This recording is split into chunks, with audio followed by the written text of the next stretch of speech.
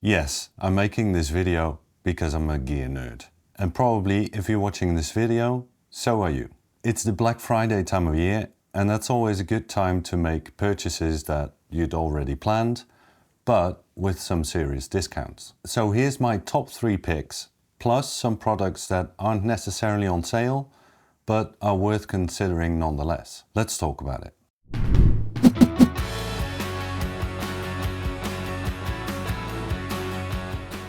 Some of the products in this video I have purchased myself, and some of them were sent to me for free.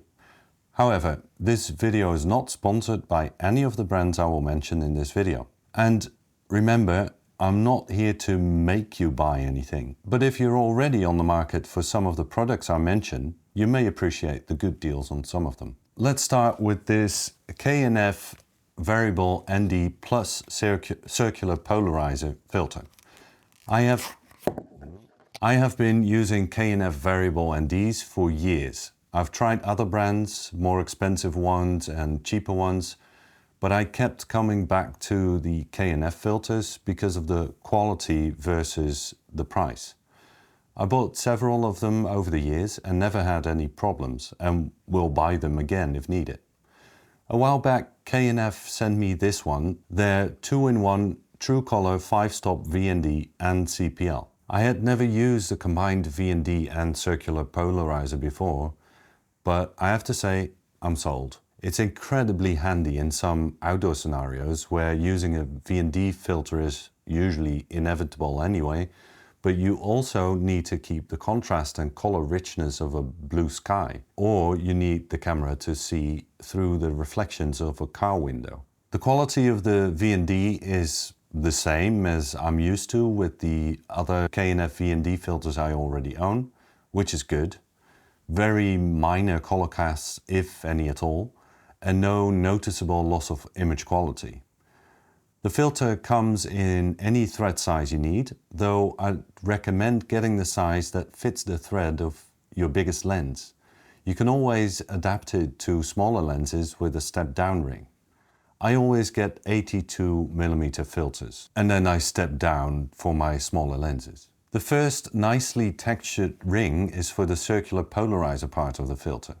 It has a good amount of friction, but only barely enough to prevent it from rotating when I adjust the second ring, which is the 5-stop variable ND. However, I don't really mind that the friction can sometimes be just a little bit too low, because I can easily prevent it from rotating by lightly holding my thumb on the ring. The 82mm version is priced at $108.99, and you can get 20% off by using this code at checkout. Second on the list is an external monitor I have reviewed recently. You can watch it right here. It's the NEEWER F700. It's a 7-inch touchscreen monitor with a 2000 nit 1080p display that's plenty bright for outdoor use without some sort of sun hood needed. It's got all the functionality you'd want, plus 2 battery slots that are hot swappable. It has quickly become one of my favorite monitors that I use with my GH6, and I'll get to my GH6 at the end of the video. Keep watching. It's normally priced at $299.99, but currently you can get 30% off. There's a link in the description. So if you're looking to get a 7-inch monitor for a really affordable price, I can recommend the F700. Last one on the list with discounted products is a light bar from ZHIYUN, the Cinepeer C100. The Cinepeer C100 is a 100 watt RGB WW light, or light bar, with a built-in battery, an interesting mount, barn doors, a grid and a diffuser, all of which goes into a very nice carrying case. And it's bright, super bright. And when saturation is at max, the colored light is indeed super saturated. It is quiet and can be powered via USB-C or the included wall adapter. It's just a well-designed, versatile, very powerful, compact light. Watch my full review if you want to know more about the C100. Currently, you can get 20% off. There's of course a link in the description. Now, like I said in the beginning, I have a few other products I think are worth considering but aren't heavily discounted. The first one is the YC Onion Pineta monopod with the updated foot pedal base. I've been using it a lot and even left it standing on its own while I was recording interviews. It's got a single locking latch that lets you quickly adjust the height with just one hand. I'm using it with the FH6 fluid head, which is surprisingly good for such a lightweight and compact fluid head. The pedal base is fantastic. It's got relatively long legs, making it super stable. The monopod attaches with a quick release mechanism that's really solid and doesn't have any play in it. The pedal mechanism itself keeps it locked in the center unless you push it down. The monopod can now be moved freely, but if you increase the friction with this sort of slider knob, it can hold the monopod at an angle. Getting it back locked in the center is as easy as pushing the pedal and moving the monopod back to the center. It'll lock in automatically. So if you're looking for a solid, stable monopod, I think this is one of the better ones on the market. And of course, there's a link in the description. The next one is another ZHIYUN light. If you don't need the versatility of the C100 and instead you're looking for a bicolor light that you can mount a regular softbox to, the Molus B100 would be a good option in my opinion. It's a 100 watt bicolor light that is compact, doesn't weigh much and doesn't make a lot of noise.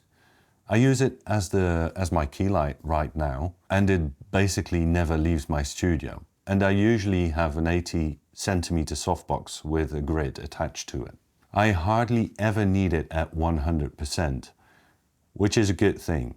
If you always have to max out your light, you can also count on the fact that it will be as loud as it can be to keep the light cool. So my advice would be to not buy a light that's only barely powerful enough. And the B100 will be more than powerful enough as a key light in most indoor environments. So the last thing I wanted to mention is the camera I was going to film this video with, my Lumix GH6. I have made many videos on this channel about this camera, including a long-term review. However, just before I recorded this video, the HDMI port on my GH6 broke. That is to say, it's not putting out an HDMI feed anymore, even though the camera seems to detect it when I plug in a cable. So I was going to say that I'm still so happy with this camera, even after the GH7 came out, and that you can get a used GH6 for under $1,000 right now. But now, having a broken GH6 that's just a few months out of warranty as well, I'm having a hard time recommending it. I've put a link to some used ones in the description anyway, but I hope that my Black Friday product picks are useful to you. Please give the video a like and subscribe to the channel and maybe hit that notification bell. And I hope to see you next time. Thanks for watching.